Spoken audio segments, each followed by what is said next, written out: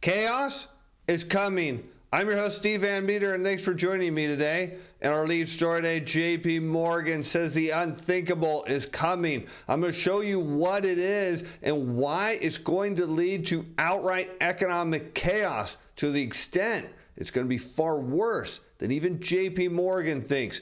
Plus, one of our regular sponsors is back. You might remember Bren Miller Energy. You can find him on the NASDAQ under the symbol BNRG. This is a company I'm really excited about their technology, and wait till I show you what is coming in just over 30 days that could be the catalyst to send their stock to the moon. Plus, I'll show you a chart setup of where we see a short-term move upwards of 26%. Stay tuned or check out the pinned comment or description for more information. Now let's over to Fox News, where we picked today's story up with a headline: U.S. economy starting to look more like the 1970s. This according to JP Morgan Chase's Jamie Dimon, as the CEO of the big bank now suggests that things are going to look just like we saw during the 1970s, which was a period where we saw high inflation followed by even more inflation, and the problem to bring it down was 2 recessions.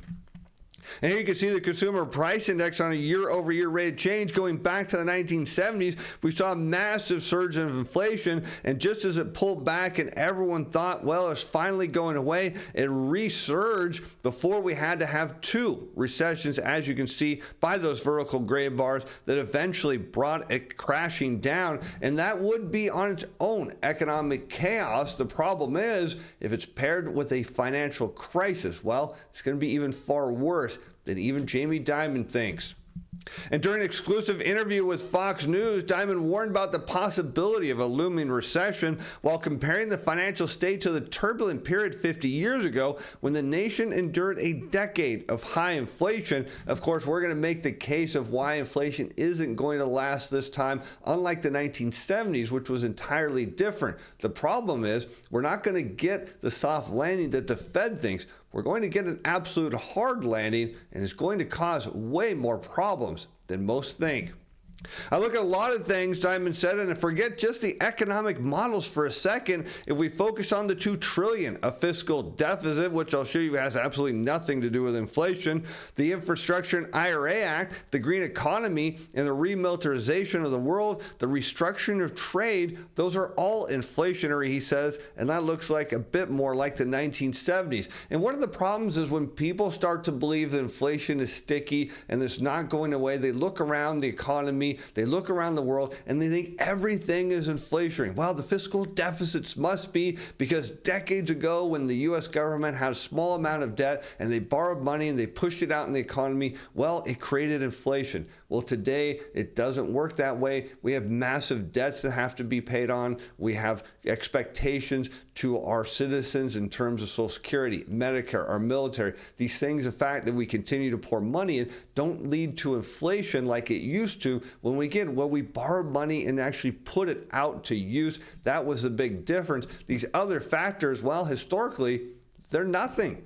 In fact, so he says, I think there's a chance here that people should be prepared that inflation comes down, but then bounces around 3%, maybe about a little bit more, he continued, and those implied curves will change. Are people ready for that? He says, I'm not sure. And no, people are not ready for more inflation, Mr. Dimon. It's very simple. After a 2-year period of their wages not even keeping up with inflation, as we've talked about, they're finally seeing just a little bit of themselves get ahead. In fact, if we saw a resurgence inflation here, it would be very damaging for the typical American household.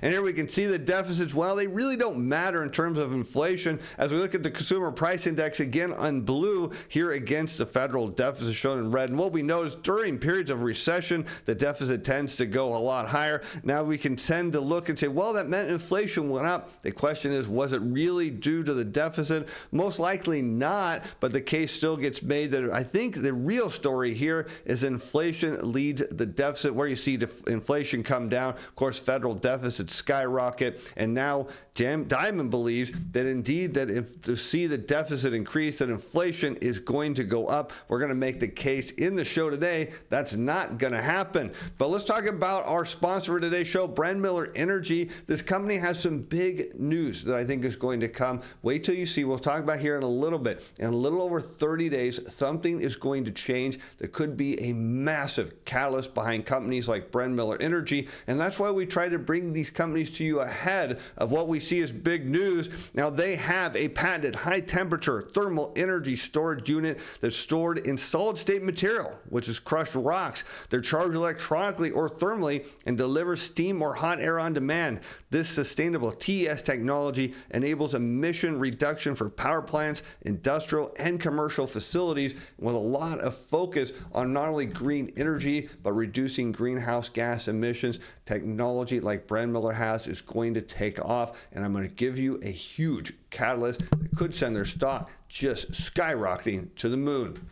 And Diamond pointed out that extra COVID money kept the consumer afloat will soon run out. Of course, the Fed said it ran out around the third quarter. I'm going to give you some evidence later in the show that perhaps it's already gone, as credit is normalizing, but it's still lower, he says. Stock prices are up. The consumer is in good shape, but the extra money that they got during COVID, well, trillions of dollars, that kind of is running out, and it runs out this year. Well, I should hope so, because it's January, and if it's not gone by the end of the year, well, I'll even be surprised, because the government has a huge deficit, which will affect some markets, and I'm a little skeptical in this kind of Goldilocks scenario of the soft landing, and well, he should be, because throughout history, there's no evidence the Fed can manufacture a soft landing, even if they absolutely tried, but today, they believe they can. But let's talk about credit, because he said it's normalizing. Well, if normalization means contraction, it's anything but normal.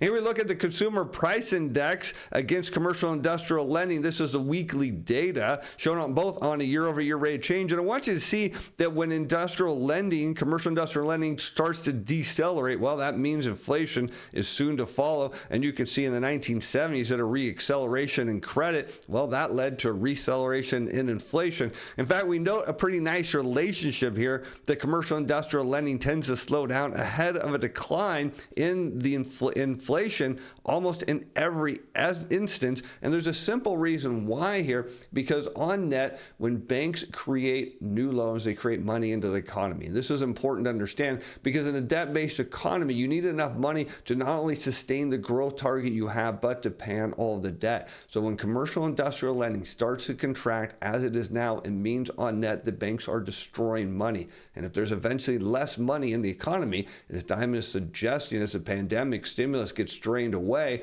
well, that means you can't have sustainable inflation, because there just isn't enough money to sustain all the demand for the products that we see sitting on shelves today.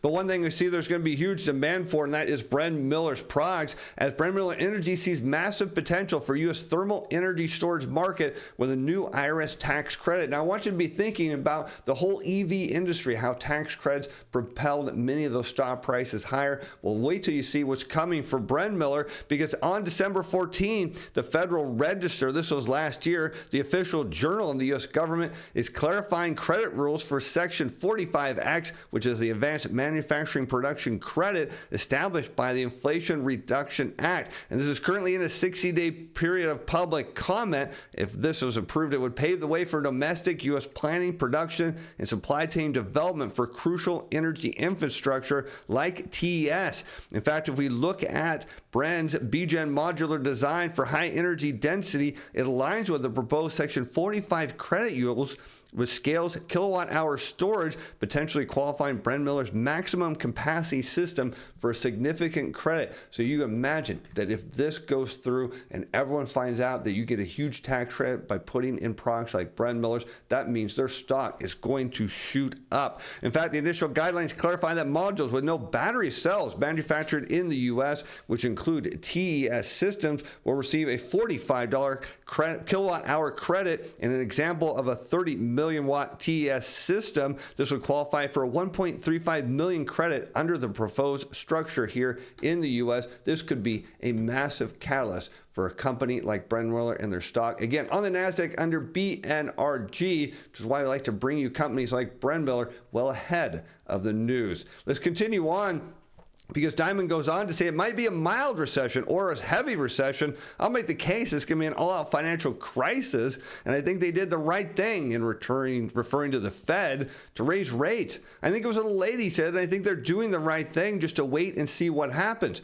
because it takes a while to see the full effect of that, but all of those factors may push wealth into a recession as opposed to a soft landing. And really what he's referring to here is the fact that you need all the money drained out of the system. Of course, the pandemic put trillions of dollars into the U.S. economy and around the world. What we need to do is see that drain out to the point where you get an increase in delinquencies and defaults until everything starts to snowball. But the idea that the Fed's going to engineer a soft landing, well, that's only in the fantasy books of the Federal Reserve. As we look back through history, that every tightening cycle usually leads into a recession, and for good reason. The Fed has a perfect track record of never engineering a soft landing, and for one simple reason is they don't listen to the bond market. Here you can see the federal funds rate overlaid by the yield curve, which is a 10-year, 2-year, and every time you see the Fed artificially push short-term rates up higher than the market wants them, so they're above long-term rates, well, you get this inversion of the red line now below the horizontal black line. And notably, what happens after each one of those is the federal funds rate comes down. Now, this is important to understand as we talk about how the banks work, is banks make money by lending and through fees from lending. But the problem here is banks borrow at the short end of the curve, they lend at the long end. So if the short end's higher than the long end, well, they don't make money on the spread of interest rates. They can only make money on fees. So what is a turn? When you see, of course, the inverted yield curve, it means banks start curtailing lending activity, which this company simply comes back to when you and I go down to apply for credit. Well, we either find out the standards are too high, or the answer is no more often than yes, and it comes back to a debt-based economy. You need a creation of new money to sustain the growth and level of debt. If you don't get that, well, you eventually get a recession, as a yield curve predicts. But one thing we think is going to be recession-proof, particularly if indeed that tax credit goes through, is companies like Brennmiller Energy, again on the NASDAQ under BNRG. And what I want to show you is these two supply zones. Here you can see the buyers down here below around $5.20. Here you can see the sellers up here around $6.30. It gets down here to $5.20. The buyers come in and drive it up right into that sell zone every time. They're coming in again here, pushing this higher. A move up to their all-time high here would be a 26% move. And I imagine that in about a little over 30 days, if that, of course, regulation goes through for the tax credit, you can bet that Wall Street and investors are going to be clamoring for stocks like Brennmiller. Again, why we want to give this to you first ahead of time so you can be there before the news hits. And I'm a skeptic, Jamie Dimon said, of rate hike predictions. Obviously, all of us in the business have known how to deal with the ups and downs of the economy, but do I think the cross currents are pretty high? The money's running out, the rates are high, and that, of course, in quantitative tightening hasn't happened yet. Well, that's the issue here, is money hasn't run out. And what he's talking about now is the lags of what we hear from the Federal Reserve, the lags of monetary policy. And what this does is it starts to kick in as, again, debt service levels go up. Because when you see an end of the cycle, there's typically a period of maximum debt. And as interest rates go up, all this revolving debt eventually has higher and higher monthly servicing costs on the debt. Well, it's at some level, it starts to eat into the discretionary spend of consumers, because more money gets dedicated to debt service than it does to discretionary spending. And that slowdown in discretionary spending, of course, is what propels the economy into a recession. But as far as the Fed's balance sheet that Diamond mentions in terms of the quantitative tightening, well, there's no relationship to the consumer price index, or at least none that I can see on this chart. While many believe it does, there's absolutely no evidence if the Fed is buying or selling bonds. It has anything to do with what you pay for, the price at the grocery store. But how about this, in contrary to what Diamond says, where he thinks inflation is coming back, and we think, of course, a financial crisis is coming? The evidence now is that U.S. inflation inflation or demand is set to fade in 2024 as goods prices keep falling. And the reason prices fall is because of a lack of demand, and you don't get a resurgence in inflation if people aren't out buying. And that is absolutely critical, because I'm going to show you, we got some news just before we filmed today that demand is indeed coming down in a major way, which suggests, again, all out financial crisis in terms of what is coming, major economic chaos.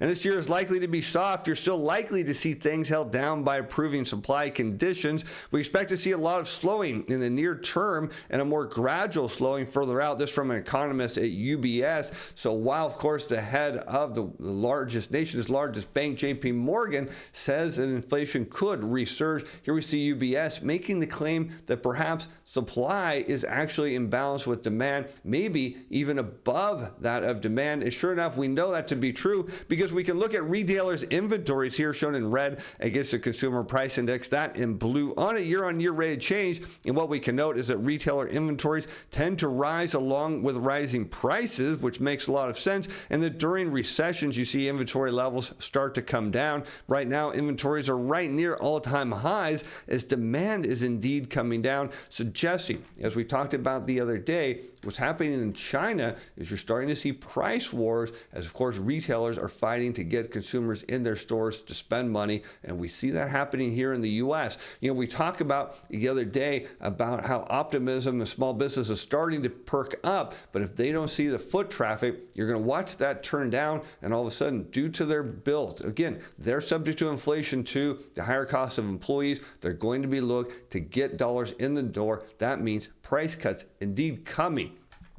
Now, one chart that really doesn't add any value, but it has a very interesting correlation, is we see the consumer price index against retailer inventories, but now both shown on a year-over-year rate of change. And what that notes is even as demand comes down here, we can see that retailers are growing their inventories well above the pace of inflation, suggesting that indeed they're going to cut their spending and to cut their demand for products. And that means, of course, new orders are going to go down, factory jobs are going to be lost, and we're going to see around the world global economic chaos as everything starts to unwind.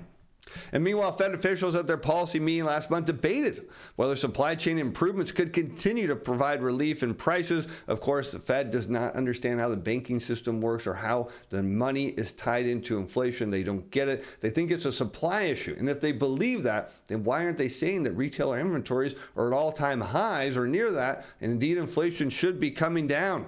Economists also question whether there's still more room to improve on the supply side. Maybe we just need more products on the shelf. And there's a huge source of uncertainty, this from an economist at Wells Fargo, that inflation initially went up faster than models in past experience would have predicted. Well, that simply reason is we didn't have any models that showed what happens if you have a pandemic, send everybody home and borrow a bunch of money and stuff their pockets with it and still give them the opportunity to spend. You can better believe there was no model that ever existed for that. We have one now, and it says, well, you'll get inflation, and now it may go down faster because when you pull away all of those monetary and fiscal stimulus packages, you put people back to work and you actually cause their debt services costs to go up and you constrain their ability to access credit. Well, lo and behold, inflation comes crashing down. And here you can see the evidence of that as we look at, of course, credit creation, which is what matters in a debt-based economy, as the net percentage of domestic banks tightening standards for commercial and industrial loans to firms of all sizes, shown in red. On net tightening, anytime it's above that horizontal black line, what you can see is the consumer price index comes down. Because again, we talk about how there isn't enough money to sustain growth and pay on the debt. That is critical. You need the banks to create the money. So if they can't do it, if they're not incentivized to do it because the yield curve's inverted and they can't make money, sure enough, there isn't enough money put out in the economy to sustain inflation. We have more than enough evidence to suggest that as long as banks keep lending standards tight, inflation indeed coming down. But we have some other information that suggests demand is crumbling. But first, a weaker jobs market. something many forecasters, including those at UBS and Wells Fargo, anticipate this year as elevated interest rates take their toll on growth and hiring could undercut the political benefits to the incumbent of slower inflation, suggesting that still they believe the 1970s model. We're going to put that to sleep on this deal. We'll show you if some of that deceleration is coming at the expense of weakening demand, and that being tied to the jobs market, that could be an offsetting factor. It's going to be a mix of both inflation, but how well growth in the job market is hanging in there in terms of where consumer confidence goes from here. Nothing to do with consumer confidence, because what we can notice back in the 1970s, you get this relationship where people hit the unemployment line and inflation goes up, and that's what people think. But as we turn into a global economy starting in the early 80s, we start to get a new relationship that says as people get on the unemployment line and stay there, inflation eventually comes down. That happens in the dot-com bubble, getting in the global financial crisis with a lag due to oil prices, but it's happening now perfectly as more people, 1.855 million people on unemployment with less money to spend. Well, inflation indeed comes down. And we have some evidence today from the Department of Energy as crude oil inventories up 1.3 million barrels. But from a demand perspective, look at distillates. This feeds into jet fuel, up 6.5 million after a 10 million barrel build last week. Gasoline inventories up 8 million after a 10 million build last week, suggesting, as we made the case, demand's coming down, and when, of course, demand for products come down, that means price for energy comes down, and that means inflation comes down because energy, huge component in the CPI. As we can see on this chart, looking at the consumer price index in blue against the West Texas Intermediate crude oil prices in red. Of course, what all that means is when energy prices go down, as we see here now in blue, a continued claims go up, suggesting there's a strong link to the energy market and the U.S. economy. What it suggests is, as we know, the energy market is telling us that consumer demand is gone in a big way, and perhaps we're now at the inflection point of where we will see a lot of economic chaos, or as Jamie Dimon said, the unthinkable will be coming. And as always, with any company we feature on our show, you're under no obligation to purchase their stock. Be sure to do your own research before placing any trades. And with that, I'm Steve Van Metre. Thanks for watching. Thanks for being fans. Bye now.